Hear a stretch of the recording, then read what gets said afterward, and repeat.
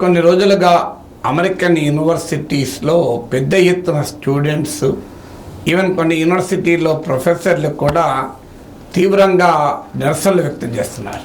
కొన్ని విశ్వవిద్యాలయాలు అయితే పోలీసు దిగ్బంధనంగా కూడా కనబడుతున్నాయి.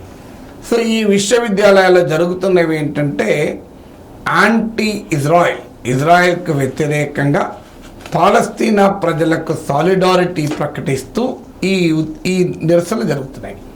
అయితే చాలామంది యూదులకు మద్దతు ఇచ్చేవారు దీన్ని యూదు వ్యతిరేక ఉన్మాదంగా దీన్ని రిఫ్లెక్ట్ చేస్తున్నారు. ఎందుకంటే మనం చరిత్రలో యూదులకు వ్యతిరేకంగా ఈ ఉన్మాదం చూసాం కనుక. కానీ వాస్తవంగా ఇది యూదులకు వ్యతిరేక ఉన్మాదం కాదు. సో ఎందుకంటే కొన్ని యూనివర్సిటీస్లో జరుగుతున్న ఈ పోరాటంలో మల్టీ రేషియల్ కోalition, ఇద్దరు న్యూయార్క్ యూనివర్సిటీ ప్రొఫెసర్లు ఒక నేషనల్ న్యూస్ పేపర్కు రాసిన వ్యాసంలో పేర్కొన్నారు. ఈ ప్రొటెస్ట్ చేస్తున్న స్టూడెంట్స్ మల్టీ రేషియల్ కోalition. ఇందులో సౌత్ ఏషియన్స్ ఉన్నారు, ఆఫ్రో అమెరికన్స్ ఉన్నారు, అరబ్ నేపథ్యం ఉన్న అమెరికన్స్ ఉన్నారు, ఈవెన్ అంటే ఇజ్రాయిల్ ఉన్మాదాన్ని, ఇజ్రాయిల్ యుద్ధోన్మాదాన్ని వ్యతిరేకిస్తున్న యూదులు కూడా ఉన్నారు. సో అందువల్ల అన్ని రకాల వారు ఈ మల్టీ రేషియల్ కోalitionలో ఉన్నారు. వీళ్ళు ఏమీ హమస్ను సమర్థిస్తున్నారని చెప్పలేము. చాలామంది ఒక రాంగ్ నోషన్ ఉంటుంది, వీళ్ళేమో హమస్ను సమర్థిస్తున్నారని, లేదా ఇజ్రాయెల్పై హమస్ జరిపిన దాడిని సమర్థిస్తున్న వాళ్ళు కాదు.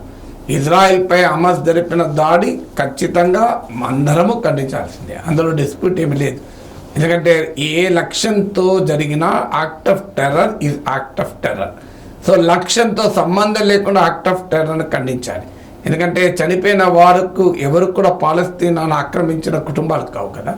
ఇజ్రాయిల్లో చనిపోయిన వారు, కిడ్నాప్ గురైన వారు, ఇంజ్యూర్ అయిన వారు హమస్ దాడుల్లో, వాళ్ళెవరూ పాలస్తీనాను ఆక్రమించి పాలస్తీనా ప్రజల్ని అణచివేస్తున్న వారు కాదు కదా, సామాన్య ప్రజలే కదా. సామాన్య ప్రజల్ని పొట్టన పెట్టుకున్న ఏ టెర్రర్ యాక్ట్ అయినా అది ఎవరు జరిపినా, ఏ లక్ష్యంతో జరిపినా వ్యతిరేకించాల్సిందే. అందువల్ల ఇక్కడ జరుగుతున్న ప్రొటెస్ట్లు ఏంటంటే ఒక బలమైన దేశం ఇజ్రాయిల్ అంతకన్నా సర్వశక్తివంతమైన అమెరికా మద్దతుతో ఒక సాధారణమైనటువంటి పాలస్తీనా ప్రజలపైన యుద్ధం ప్రకటించింది. హమస్ పైన యుద్ధం అంటే ఇద్దరు ఒకరిపైన ఒకరు యుద్ధం చేసుకుంటారు, అర్థం చేసుకోవచ్చు. కానీ ఇవాళ జరుగుతున్నది కేవలం హమస్పై యుద్ధం కాదు. హమస్పై యుద్ధం ముసుగులో పాలస్తీనా ప్రజలపైన యుద్ధం జరుగుతుంది. ఇప్పటికీ 32,000 మంది చనిపోయారు. ఇందులో చాలామంది మహిళలు, పిల్లలు. ఈవెన్ హమస్ లేని పాలస్తీనా ప్రాంతాలపై కూడా ఇజ్రాయెల్ దాడులు జరుగుతోంది. సో కేవలం హమస్ పైన కాదు ఈ దాడులు.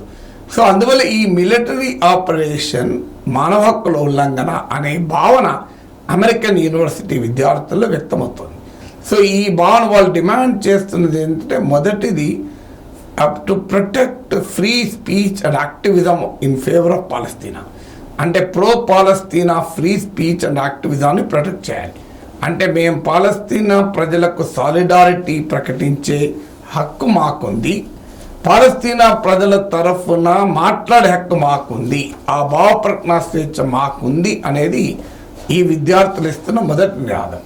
ఎందుకంటే అమెరికన్ సొసైటీలో, అమెరికన్ పాలిటిక్స్లో, అమెరికన్ బిజినెస్లో, అమెరికన్ అకాడమియాలో యూదులు చాలా పవర్ఫుల్ సెక్షన్. అందుకే అమెరికా ఫారిన్ పాలసీని, వెస్ట్ ఏషియా పట్ల అమెరికా ఫారిన్ పాలసీని జూయిష్ ఇంట్రెస్ట్లు చాలా క్లియర్గా డిఫైన్ చేస్తాయి. కనుకనే డెమోక్రాట్ల అధికారంలో ఉన్న, రిపబ్లికన్ల అధికారంలో ఉన్న జూయిష్ స్టేట్ అయినటువంటి ఇజ్రాయెల్కు పూర్తి మద్దతుగా ఉంటారు. సో అందువల్ల ఇలా అమెరికాలో విద్యార్థులు ప్రొటెస్ట్ చేస్తుంది ఏంటంటే, పాలస్తీనాకు మద్దతు ఇవ్వడం అంటే అదేదో ఇస్లామిస్టులకు మద్దతు ఇచ్చినట్టు కాదు, టెర్రరిస్టులకు మద్దతు ఇచ్చినట్టు కాదు. అందువల్ల పాలస్తీనా ప్రజలకు మద్దతు ఇచ్చే హక్కు మాకుంది, వారికి మద్దతుగా కార్యాచరణ చేసే హక్కు ఉంది, వారికి మద్దతుగా మాట్లాడే హక్కు ఉంది, రాసే హక్కు ఉంది అనేది అమెరికన్ యూనివర్సిటీలో విద్యార్థులు చేస్తున్న మొదటి డిమాండ్. రెండో డిమాండ్ అంటే క్యాంపస్లో పోలీసులను పంపించండి, caps of the campus, OFF, caps of the campus అన్న నినాదం ఇస్తున్నారు. సో మూడవది ఏంటంటే డిస్క్లోజర్ అండ్ డైవెస్ట్మెంట్ అంటున్నారు. తమ విశ్వవిద్యాలయాలు ఆయుధాలు తయారు చేసే కంపెనీల నుంచి విరాళాలు ఫండింగు సపోర్టు తీసుకుంటుందా? ఆయుధాలు తయారు చేసే మిలిటరీ ఇండస్ట్రియల్ కాంప్లెక్సెస్, యుద్ధ వ్యాపారులు, వార్ బిజినెస్ చేస్తున్న వారితో మన యూనివర్సిటీకి సంబంధాలు ఉన్నాయా? యూనివర్సిటీ జరిపే రీసెర్చ్కు సంబంధం ఉందా? అలాగే ఇజ్రాయిల్కు మద్దతు ఇచ్చేటువంటి కంపెనీలతో కానీ ఇజ్రాయిల్తో కానీ ఏ రకమైన సంబంధాలు యూనివర్సిటీలకు ఉండకూడదు. అంటే తమ యూనివర్సిటీలు ఇజ్రాయిల్తో కలిపి కొలాబరేటివ్ రీసెర్చ్ చేయకూడదు, కొలాబరేటివ్ ఎకడమిక్ యాక్టివిటీ ఉండకూడదు. ఇజ్రాయిల్ సమర్థించే కంపెనీలతో కూడా యూనివర్సిటీలకు సంబంధాలు ఉండకూడదు. అందువల్ల ఇది disclosure and divestment of Israeli interest in the their universities అనేది వారు చేస్తున్నటువంటి మూడవ డిమాండ్. సో ఈ 3 స్పెసిఫిక్ డిమాండ్స్తో అమెరికన్ విశ్వవిద్యాలయాల్లో ఈ స్టూడెంట్స్ అప్సర్జ్ మనకు కనబడుతోంది.